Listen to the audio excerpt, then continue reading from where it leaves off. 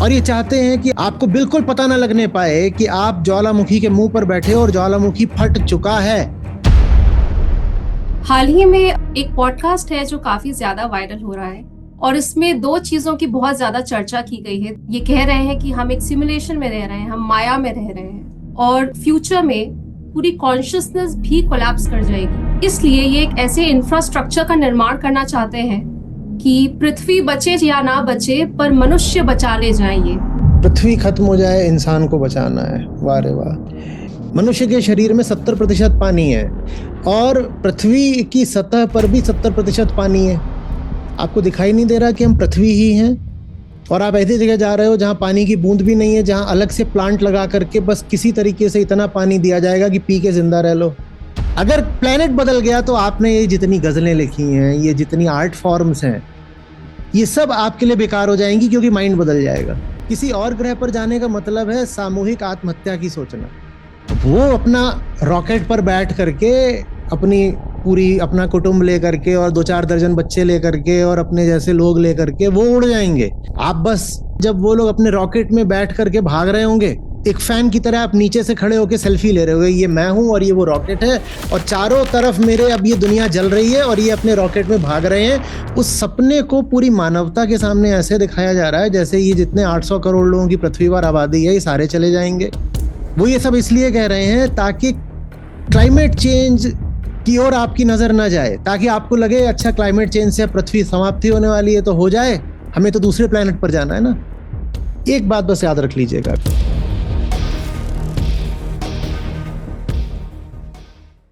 प्रणाम आचार्य जी। मेरा नाम अनुष्का है और मैं टेक्निकल और एथिकल एआई फील्ड में काम कर रही हूँ। हाल ही में एक पॉडकास्ट है जो काफी ज्यादा वायरल हो रहा है। मैंने वो आज ही देखा है और इसमें दो चीजों की बहुत ज्यादा चर्चा की गई है, दो शब्द जो मेरे जहन से नहीं निकल रहे हैं। पहला है सिमुलेशन, जहां पर ये कह रहे हैं कि हम एक सिमुलेशन में रह रहे हैं, हम माया में रह रहे हैं। और साथ ही दूसरी बहुत ही विरोधाभास बात कही गई है कि फ्यूचर में humanity will be dead, humans will collapse. तो उसी के साथ साथ पूरी कॉन्शियसनेस भी कोलैप्स कर जाएगी। चेतना को ही इन्होंने कह दिया है मर जाएगी फ्यूचर में, ना कोई सवाल पूछने वाला होगा, ना सही जवाब मिलेंगे हमें। और इसलिए ये एक ऐसे इंफ्रास्ट्रक्चर का निर्माण करना चाहते हैं कि पृथ्वी बचे या ना बचे पर मनुष्य बचा ले जाएं। ये इनका पूरी एनर्जी, पूरे रिसोर्सेज उसी दिशा में अग्रसर हैं। तो प्रश्न मेरा यहाँ ये है कि जैसा कि आप कहते हैं कि वेस्टर्न वर्ल्ड को, पश्चिम को वेदांत का ज्ञान नहीं मिला, तो जो उन्हें बाहर दिखा उन्होंने उसी का बेहतरीन इस्तेमाल करके बड़ा से बड़ा कुछ खड़ा कर दिया। मगर इतना बेसिक फैक्ट, साइंस का एक इंसान जिसने इतना कुछ बड़ा बना दिया है, एक बेसिक फैक्ट जो एक बच्चा भी जानता है कि global warming is a serious concern, हम बचपन से पढ़ते आए हैं और आज दुनिया जिस कगार पर खड़ी है वो इंसानों की वजह से ही है। पूरे पॉडकास्ट में environment concern, global warming, carbon emission की कहीं कोई चर्चा नहीं की गई है। इंस्टेड ये बताने की कोशिश कर रहे हैं कि दुनिया बचे ना बचे, हम इंसानों को बचा ले जाएंगे। तो ये कैसी विचारधारा है कि साइंस का एक व्यक्ति फैक्ट्स को इतना मैनिपुलेट करके दुनिया के सामने रख रहा है और इतनी बेसिक बातों को कहीं ना कहीं छुपाने की कोशिश कर रहा है। ये कैसी विचारधारा है और हम कैसे इसका सामना करें, हम कैसे इस पर तर्क करें, यही मेरा प्रश्न है। नहीं, विचारधारा की बात नहीं है, धारा का जो स्रोत है उसकी बात है, विचारक की बात है। साइंस माने क्या होता है? साइंस माने यही तो कि ये जो बाहर आपके दुनिया है, ये जो मटेरियल वर्ल्ड है, वो अब आपके लिए ज्ञात हो गया, कॉम्प्रिहेंसिबल हो गया।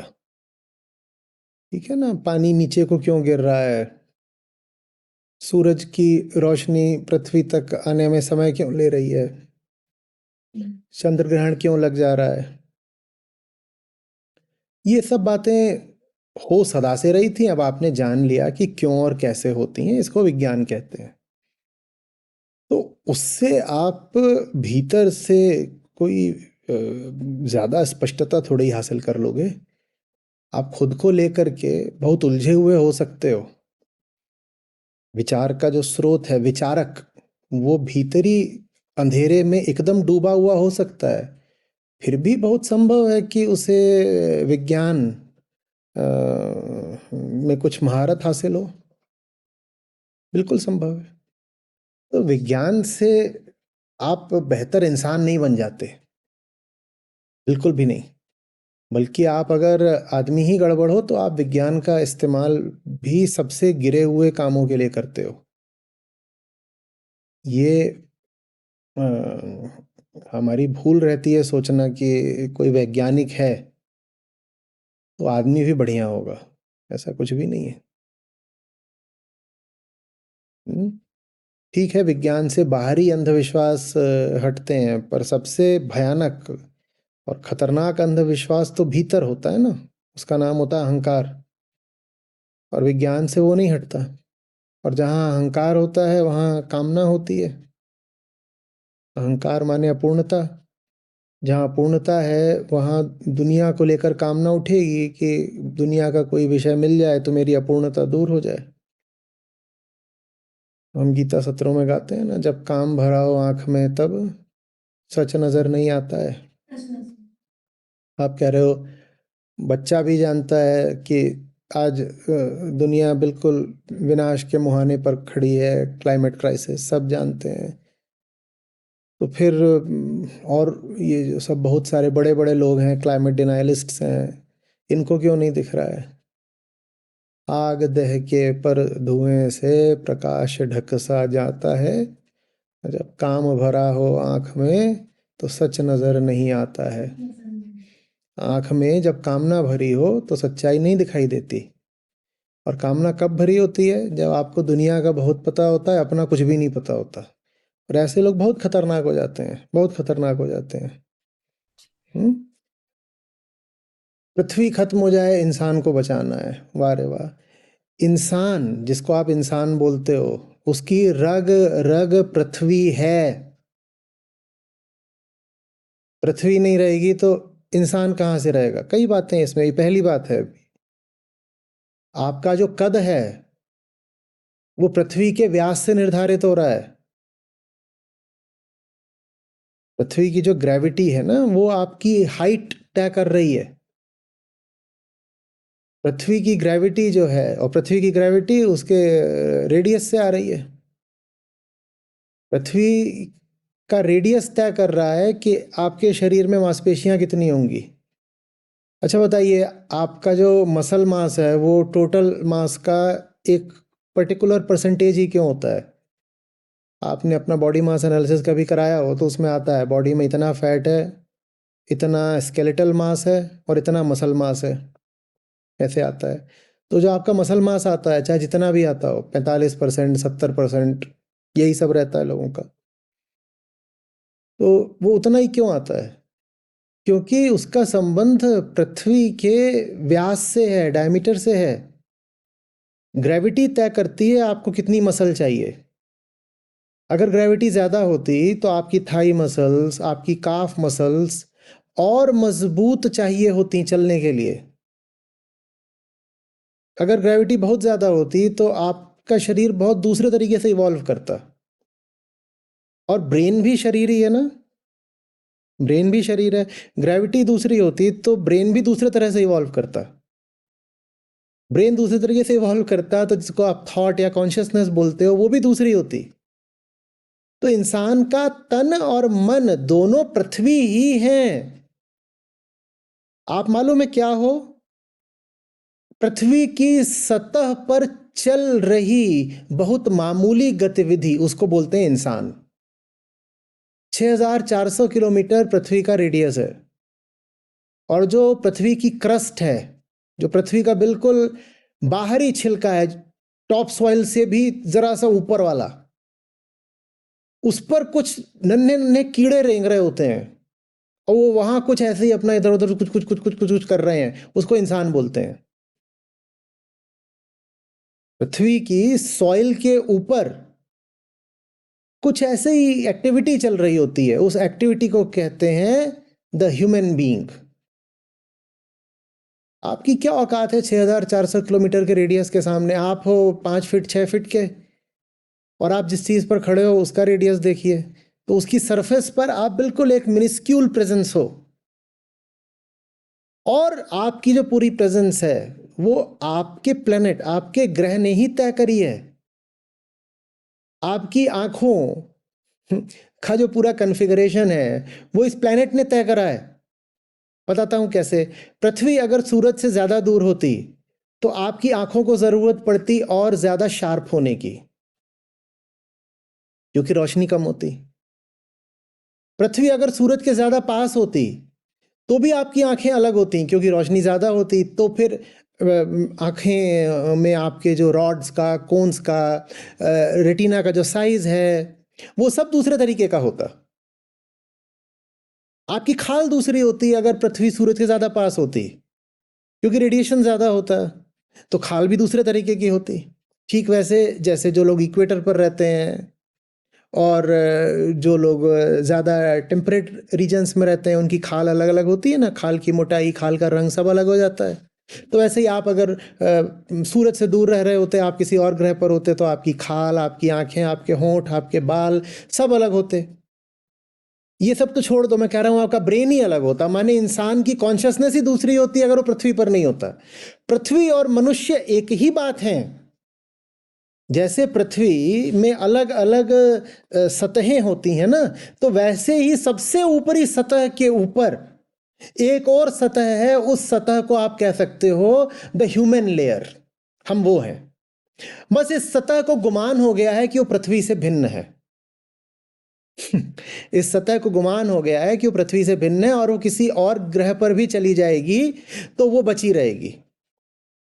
प्याज के छिलके को लग रहा है कि उसको केले के ऊपर बांध दोगे तब भी वो जिंदा रहेगा। भाई तू प्याज का छिलका है, तू प्याज का छिलका है, तू जिंदा ही तभी तक है जब तक तू प्याज के ऊपर है। जिस दिन तुझे केले के ऊपर बांध दिया गया तू मर गया। इसी तरह मनुष्य भी तभी तक जिंदा है जब तक वो अपनी प्याज माने अपनी पृथ्वी के ऊपर है। हम भी इस पृथ्वी के एक छिलके ही हैं।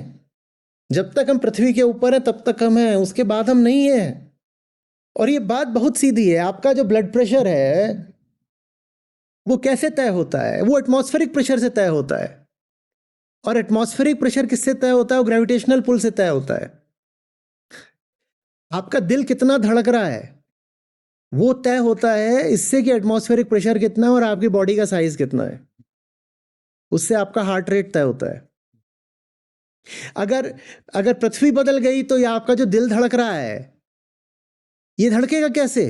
आप कहीं और चले जाओगे, दिल का धड़कना ही बंद हो जाएगा।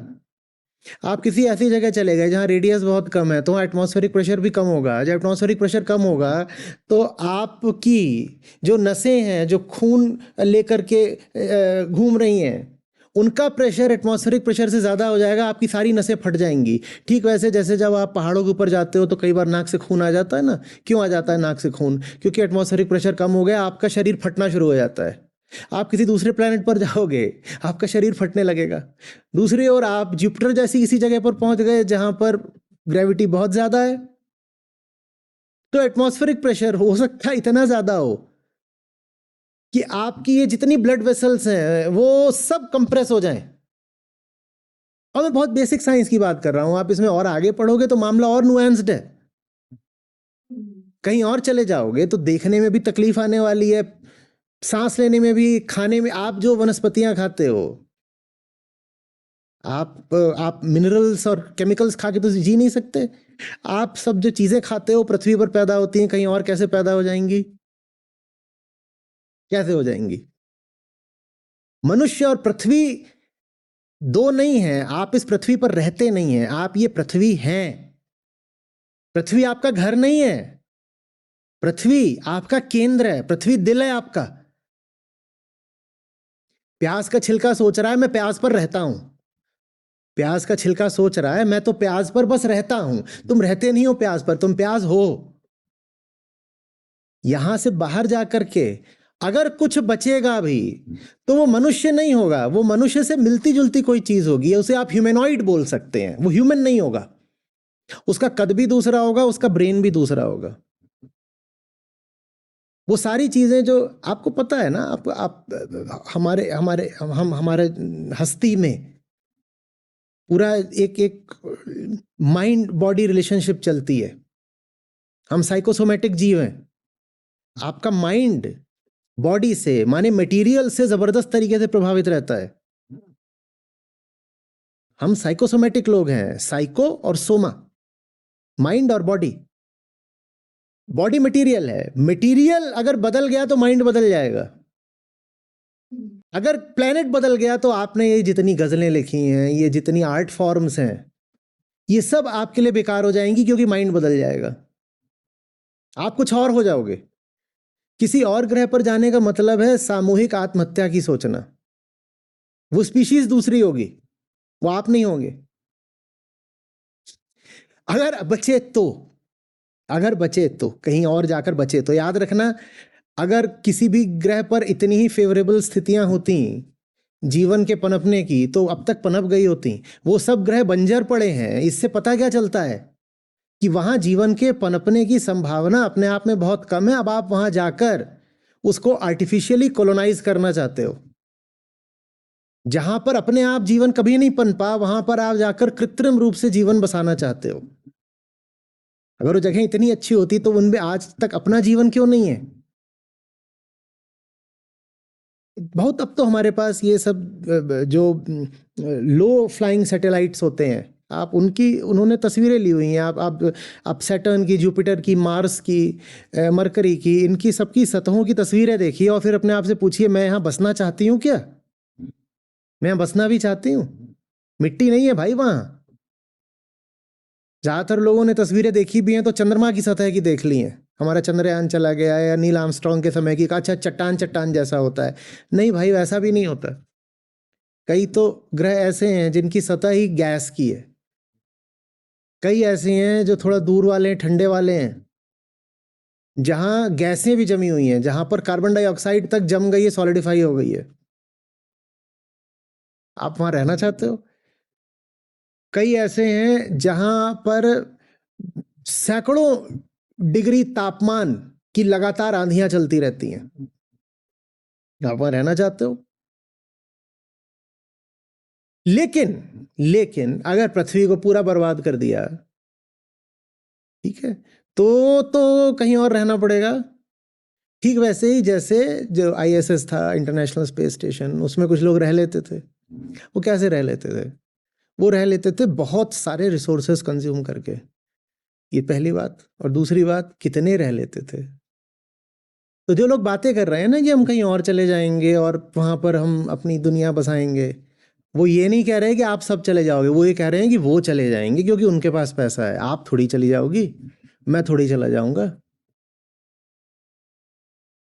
वो अपना रॉकेट पर बैठ करके अपना कुटुंब लेकर के और 2-4 दर्जन बच्चे लेकर के और अपने जैसे लोग लेकर के वो उड़ जाएंगे, क्योंकि ये एक हाईली रिसोर्स इंटेंसिव काम है। आप और मैं थोड़ी उड़ जाएंगे। इस पृथ्वी की करोड़ों प्रजातियां, जिनमें मनुष्य भी शामिल है, हमें तो नीचे छोड़ दिया जाएगा मरने के लिए। और बच कौन रहा है? वही जिसने पृथ्वी में आग लगाई, वो बच जाएगा। क्यों? क्योंकि हमने उसे अपना आदर्श, अपना भगवान मान रखा है। वो बच जाएगा, वो हमारे ही सारे संसाधन लेकर के उड़ जाएगा और वो अपना कहीं जा कर के किसी स्पेस स्टेशन में या किसी प्लेनेट की सतह पर किसी तरीके से अपनी कुछ बची खुची जिंदगी 10-20 साल काट देगा। बहुत चंद मुट्ठी भर लोग हैं जो जाकर, उदाहरण के लिए, मार्स पर सफलतापूर्वक किसी कदर जी सकते हैं। बहुत कम लोग। पर उस सपने को पूरी मानवता के सामने ऐसे दिखाया जा रहा है जैसे ये जितने 800 करोड़ लोगों की पृथ्वी पर आबादी है, ये सारे चले जाएंगे और सब जो जीव जंतु हैं बाकी वो भी चले जाएंगे। और 70% जो जीव जंतुओं की आबादी हो तो समुद्र में रहती है। तो हमें वो शायद ये बताया जा रहा है कि हम अपने समुद्रों का सारा पानी भी ले जाएंगे, उसमें जितने जीव जंतु हैं और जल राशि है वो सारी हम वहां ले जाएंगे। एक्वेटिक लाइफ जो है वो सारी जो है हम रॉकेट पे लाद करके मार्स ले जाएंगे, है ना।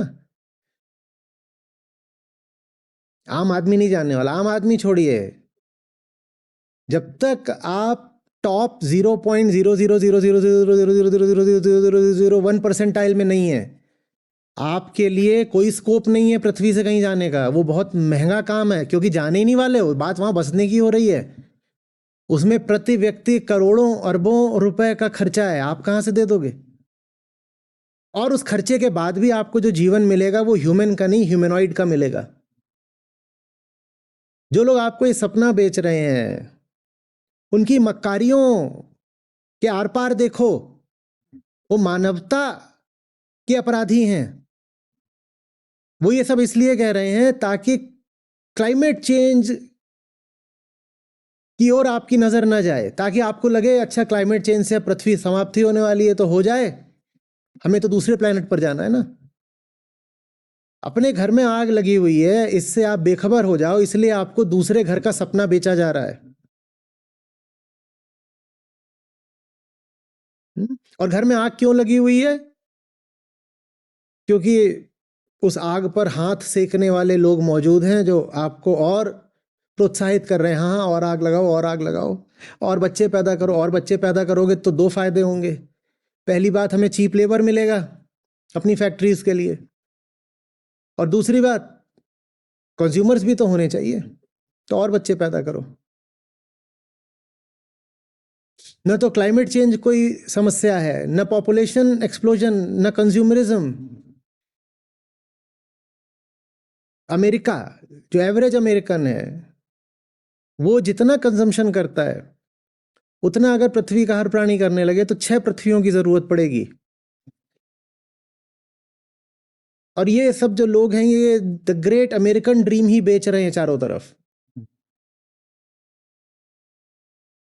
और ये चाहते हैं कि आप बिल्कुल बेहोश रहो, आपको बिल्कुल पता ना लगने पाए कि आप ज्वालामुखी के मुंह पर बैठे हो और ज्वालामुखी फट चुका है। ये चाहते ही नहीं कि आपको इसकी जरा भी भनक लगे। आदमी अपने क्षुद्र स्वार्थ के लिए कितना भी गिरने को तैयार हो जाता है। आपको क्या लगता है जो चीजें आप अपनी जिंदगी में प्यारा मानते हो सब वैसे ही चल लेंगी? नहीं चल लेंगी।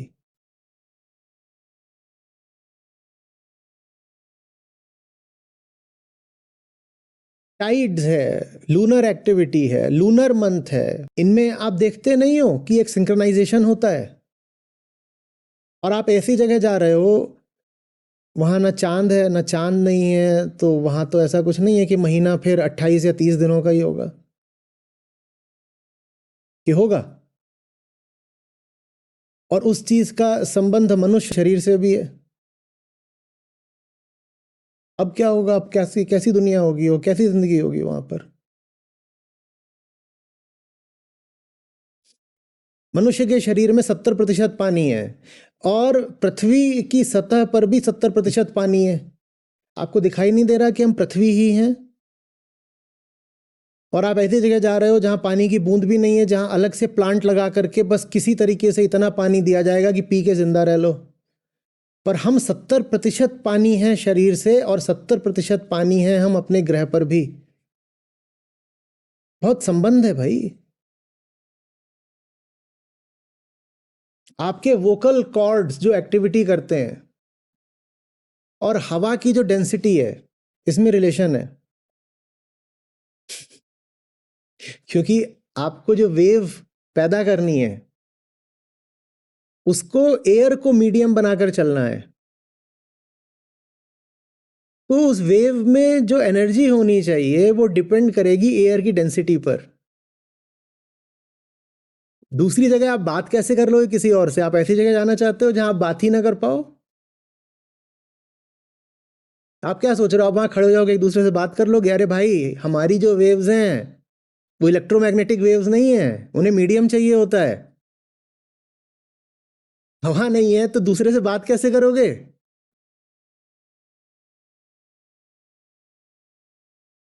और आपकी ये कानों के पर्दे हैं।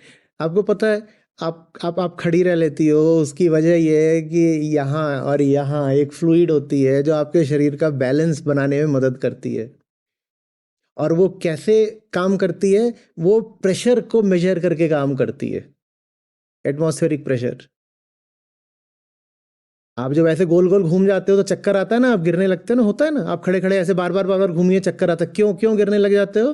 क्योंकि वो जो फ्लूइड है वो बिल्कुल डिस्टर्ब हो गई होती है, तो आप रुक भी जाते हो तो फ्लूइड ऐसे ऐसे ऐसे ऐसे, तो बाल्टी का पानी है, बाल्टी में पानी हिला दो तो पानी थोड़ी देर तक हिलता रहता है ना, तो वैसी वो जो फ्लूइड है वो यहाँ हिलती रहती है, तो आपको फिर चक्कर सा आ जाता है।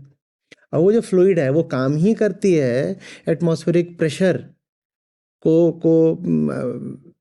अकाउंट में लेकर के।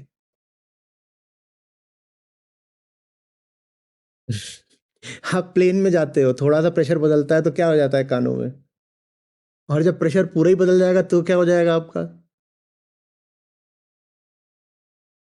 अच्छा, आप अपनी पैथ लैब में जाती हैं, आप अपना अपना वो कराती हैं कि बॉडी कंपोजिशन और क्या मिनरल्स विटामिन सब मेरे नापो, तो आप अगर देखोगे कि कितने तरीके के मिनरल्स शरीर को चाहिए होते हैं, आप हैरान रह जाओगे। कई कई दर्जन। भारत में उतनी ज़्यादा हेल्थ अवेयरनेस नहीं है, नहीं तो शरीर में जिंक, मैग्नीशियम, मैंगनीज ऐसे आप गिनने लग जाओगे तो कई दर्जन एलिमेंट्स निकलेंगे, फिर कई कंपाउंड्स भी निकलेंगे, कई आयोडाइड्स हैं, ये हैं वो हैं, सब जो आपको चाहिए होते हैं, और उन्हीं से आप बने हो क्योंकि वो यहाँ की मिट्टी में मौजूद हैं। और अगर वो यहाँ की मिट्टी में मौजूद ना होते तो आपको नहीं मिलते, तो आपको डिफिशियंसी हो जाती, तो आप मर जाते। आप जहाँ जा रहे हो वहाँ की मिट्टी में ये सब मिनरल्स, एलिमेंट्स, कंपाउंड्स मौजूद हैं, और नहीं मौजूद है तो आप जी कैसे लोगे पैकेज्ड फूड पर? और बताता हूँ, आपके जीने के लिए सिर्फ खाना नहीं चाहिए होता है, आपको बहुत सारे अच्छे वाले बैक्टीरिया भी चाहिए होते हैं। हम सिम्बियोटिक जीव हैं। आप सोचते हो द ह्यूमन बीइंग एक व्यक्ति नहीं है, वो अपने आप में एक सिस्टम है। हमारे भीतर न जाने कितने और स्पीशीज हैं जो काम कर रहे हैं, तब जाके हम चल पा रहे हैं। आप एंटीबायोटिक्स बहुत सारी खा लो, आपकी तबीयत खराब हो जाएगी, बताओ क्यों? क्योंकि वो आपके भीतर न जाने कितने तरह के बैक्टीरिया को मार देंगे, और फिर आप गड़बड़ हो जाओगे एकदम। और वो बैक्टीरिया सिर्फ आंतों में नहीं होते, वो बैक्टीरिया शरीर के बाकी हिस्सों में भी होते हैं और बहुत इंपॉर्टेंट रोल अदा करते हैं। बहुत सारे वो जो बैक्टीरिया हैं वो हमें कहाँ से मिलते हैं? मिट्टी से मिलते हैं। उनमें से कुछ तो हमें हवा से भी मिलते हैं। आप जहाँ जा रहे हो वहां पर आपको ये जो बाकी स्पीशीज हैं ये भी मिल जाएंगी, इनके बिना आप कैसे जी लोगे? लेकिन हम जिस दुनिया में रह रहे हैं ना, वहां पर क्राइसिस ऑफ मैच्योरिटी है। सब इन्फेंट्स हो गए हैं, द इन्फेंटलाइजेशन ऑफ इंटेलेक्ट ये हुआ है। 60-60, 70-70 साल वाले हैं, वो बच्चों ऐसी बातें कर रहे हैं, उनका मुंह भी बच्चों ही जैसा हो जाता है। बिल्कुल बच्चे हो गए हैं लोग, अब ग्रो अप करते ही नहीं, कोई मैच्योरिटी नहीं है, आपने नोटिस किया होगा। और बल्कि इस बात में लोगों को नाज होता है कि मैं तो देखो 60 का हो गया हूं, लेकिन अभी भी मैं 20 साल वालों जैसी बात करता हूं। वो यूथफुलनेस नहीं है, वो रिग्रेशन है, वो एक तरह का रिटार्डेशन है। और जो बातें आप बता रही हैं कि हो चल रही हैं दुनिया में, वो वही है, द क्राइसिस ऑफ मैच्योरिटी। कोई कोई मैच्योरिटी नहीं है किसी किस्म की। बिल्कुल बिल्कुल ऐसी बातें जैसे 5 साल का बच्चा कर रहा हो, हवा हवाई कार्टून शो है जैसे। एक एक एक एक गुड्डे को एक प्लेनेट से उठा के दूसरे प्लेनेट पर रख देना है, कार्टून शो चल रहा है ना।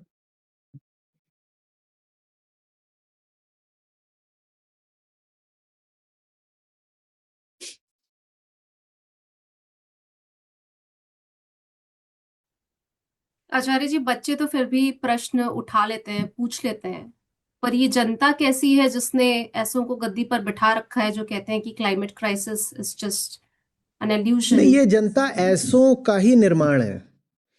ये जो लोग हैं जो कह रहे हैं climate crisis is just a hoax, ये इस जनता को ऐसा बनाने में स्वार्थ रखते हैं। जनता जितनी गिर गई है उसको गिराने में ऐसों का ही तो हाथ रहा है।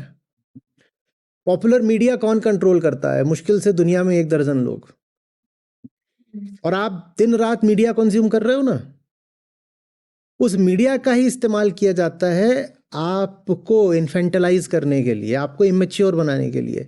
टीवी पर ये जो आपको बेहुदी चीज़ें दिखाई जाती हैं वो यूं ही नहीं दिखाई जाती, उसके पीछे एक गहरी बात है। वो बात ये है कि इंसान का दिमाग इतना कुंद कर दो कि वो कुछ भी गहरी बात समझने के या गहरा विचार करने के लायक ही ना बचे। उसके बाद तुम कुछ भी बेच सकते हो। टीवी है, सोशल मीडिया एल्गोरिदम किस चीज को फेवर करते हैं? विजडम कंटेंट को? सचमुच नहीं।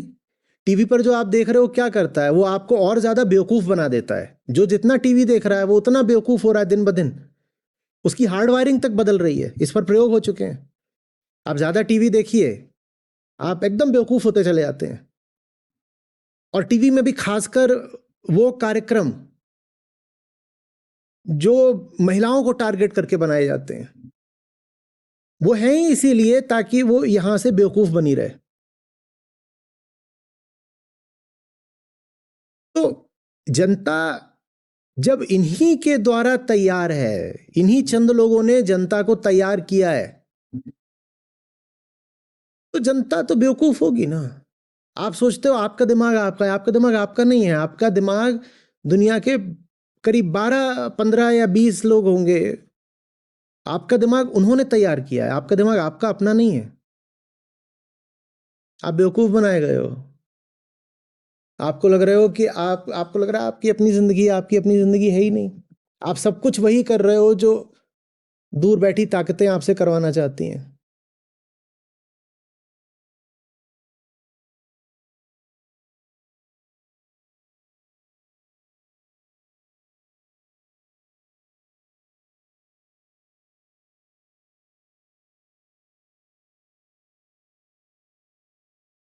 और मैं कोई बहुत गहरी बातें नहीं बता रहा हूं। मैं जो बातें बोल रहा हूं वो आप साधारण सर्च भी करोगे तो आपको पता चल जाएंगी। हम्म न जाने कितनी किताबें हैं जो आपको सीधे सीधे बता देंगी। आप इवोल्यूशन थोड़ा सा पढ़ लीजिए तो वो आपको बताएंगी कि कैसे कोई भी स्पीशीज इवॉल्व करती है बाहरी स्थितियों के साथ एक डायलेक्टिकल एंगेजमेंट से, है ना। तो ये तो शायद 7वीं 8वीं का बच्चा भी जान जाएगा कि ये क्या बातें हो रही हैं। दूसरा प्लेनेट होगा तो इंसान थोड़ी होगा उस पर, फिर दूसरे प्लेनेट होगा तो फिर उस पर एलियंस होंगे। आप अपनी सब ये साइंस फिक्शन भी जो बनाते हो उसमें क्या ये दिखाते हो कि दूसरे प्लेनेट से या गैलेक्सी से कोई आया है तो इंसान आया है? कभी दिखाते हो? दिखाते हो एक भद्दा सा एलियन है, यही तो दिखाते हो। तो माने दूसरे प्लेनेट पर जो होता है वो एक भद्दा सा एलियन होता है। वही आप भी बन जाओगे अगर आप किसी कदर वहां पहुंच भी गए और बच भी गए। पहली बात तो पहुंच नहीं सकते आप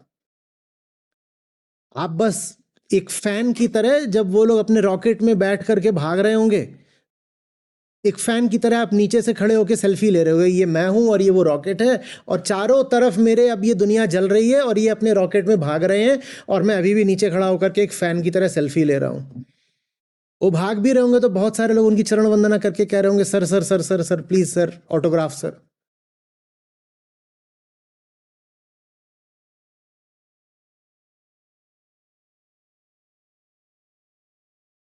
एक उन्होंने कीड़ा बेचा है, बेचा नहीं है, इम्प्लांट कराया आपके खोपड़े पर। जानते हैं उसका क्या नाम है? पॉजिटिविटी। जो कहते हैं don't be realistic, be positive. सच्चाई मत देखो, ख्वाब सजो। सच्चाई मत देखो, कामना के घोड़े पर सवार होकर बादलों में उड़ जाओ। ये पॉजिटिविटी है। मैं जो भी कुछ बोल रहा हूं उसको बोलेंगे वेरी नेगेटिव, वेरी नेगेटिव। एकदम नेगेटिव बातें कर रहा है आदमी, जबकि जो मैं बात कर रहा हूं यथार्थ है, जमीनी बात है। मैं जो बात कर रहा हूं साइंस है। आप साइंस को नेगेटिव बोलना चाहते हो तो बोलो। मैं जो बात कर रहा हूं साइकोलॉजी है, उसको नेगेटिव बोलना चाहते हो, फिलॉसफी है, नेगेटिव बोलना है, बोलो।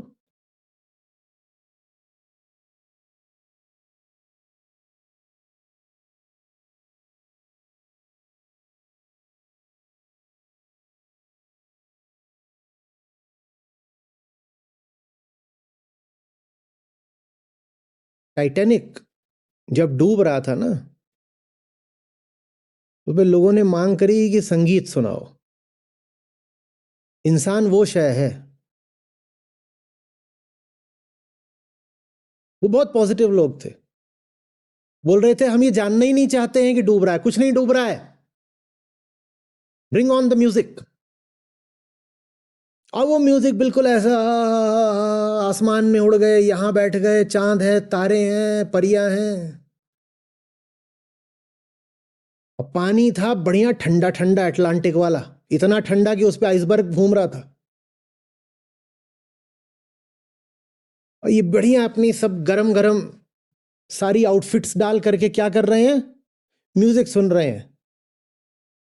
और उसके 5 सेकंड 10 सेकंड बाद वो बढ़िया ठंडा ठंडा फ्रीजिंग कोल्ड वाटर, उसी में आपकी फ्रोजन ग्रेव बननी थी। ये है पॉजिटिविटी।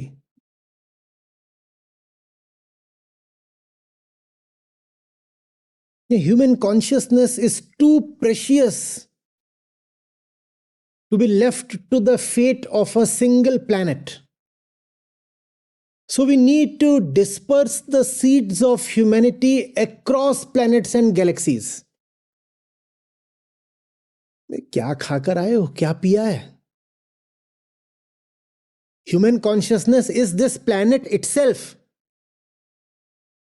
वही प्याज के छिलके वाली बात, वो कह रहे हैं कि ह्यूमन कॉन्शियसनेस इतनी प्रेशियस चीज है कि उसे हम सिर्फ एक प्लेनेट पर कैसे छोड़ सकते हैं। उस प्लेनेट पर कोई एस्टेरॉयड आके टकरा गया तो ह्यूमन बीइंग्स का क्या होगा? इसमें जो मूल अज्ञान है वो ये है कि आप सोच रहे हो कि मनुष्य और पृथ्वी अलग अलग हैं। नहीं, अलग अलग नहीं है। विज्ञान की दृष्टि से भी नहीं है और अध्यात्म की दृष्टि से भी नहीं है। स्वयं को प्रकृति से भिन्न मानना, इसी को अहंकार कहा गया है, जो कि मूल माया है।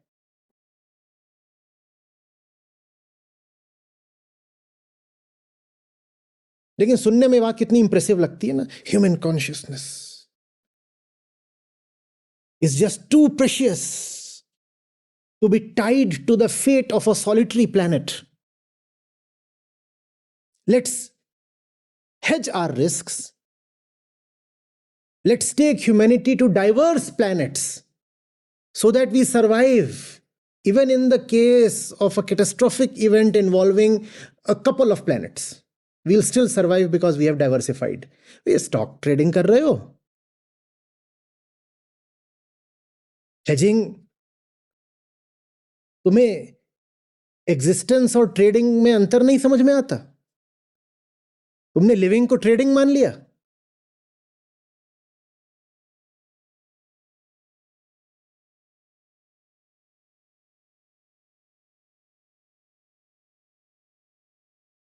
एक बात बस याद रख लीजिएगा, we don't live on this planet, we are this planet.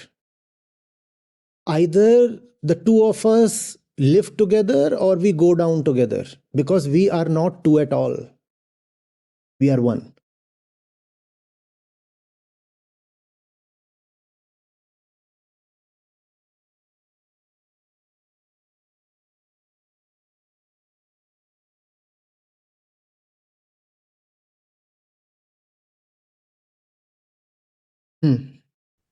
धन्यवाद आचार्य जी।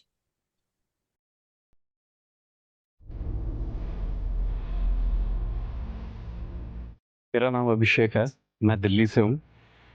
मैं आचार्य जी के साथ 2020 से जुड़ा हुआ हूँ। पहला सत्र मैंने दिवाली का सत्र अटेंड किया था बोध स्थल में। आचार्य जी के सत्रों के बाद जो एक तरीका सिखा रहे हैं खुद को समझने का, वो समझने का एक प्रयास है आचार्य जी से जुड़ने के बाद। मैं पर्सनली आचार्य जी से स्ट्रेंथ ड्रॉ करता हूँ कि जिससे मैं सीख रहा हूँ वो उस व्यक्ति में डर नहीं है, तो उससे मुझे भी प्रेरणा मिलती है एक निडरता की ओर बढ़ने का। आचार्य जी को जब मैं देखता हूँ तो मुझे विवेकानंद, भगत सिंह, सोक्रेटिस, इन सब का ध्यान आता है कि अगर टाइम ट्रैवल करके किसी को विवेकानंद के साथ, भगत सिंह जी के साथ काम करने का मौका मिले या उनके सामने बैठने का मौका मिले, तो ये उस तरह की कुछ एक घटना बीत रही है और इससे मुझे बहुत लाभ हो रहा है। Thank you.